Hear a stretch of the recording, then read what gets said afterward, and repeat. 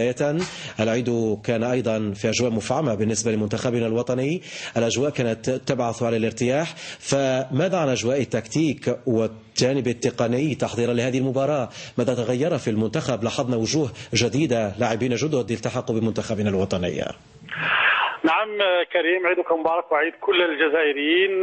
من هنا من لوكسمبورغ في هذه اللحظات المدرب الوطني يجري حصة تدريبية خفيفة بحضور جمهور قليل وقليل جدا من الجالية الجزائرية المقيمة بأوروبا. آخر الواصلين إلى تربص أو إلى تجمع معسكر المنتخب الوطني كان عن طريق يحيى في حدود منتصف النهار من اليوم. آخر الأخبار تأكد اليوم عدم مشاركة بوغرة بسبب الإصابة، وبذلك يضاف إلى كل من جبور وحليش اللذين يعانيان أيضا من إصابة.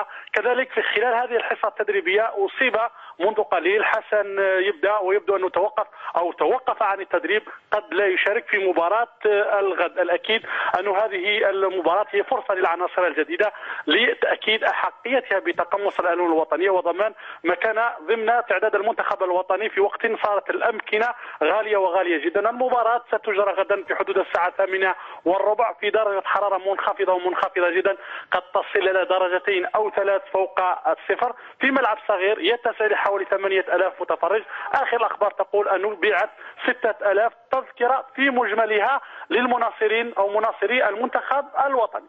طيب، بالنسبة للوجوه الجديدة، هل أعطت الانطباع في التدريب بأنها قد تصنع الفارق بالنسبة لمباراة الغد ومستقبل منتخبنا الوطني؟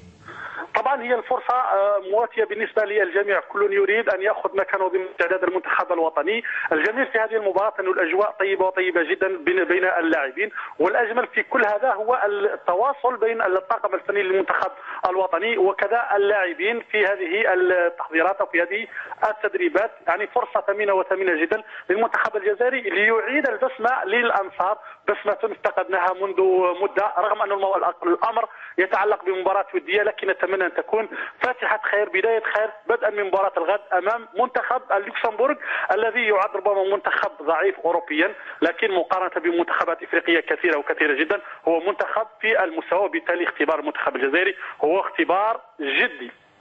شكرا مسعود الشيشة من اللوكسمبورغ. ولتكن مناسبة العيد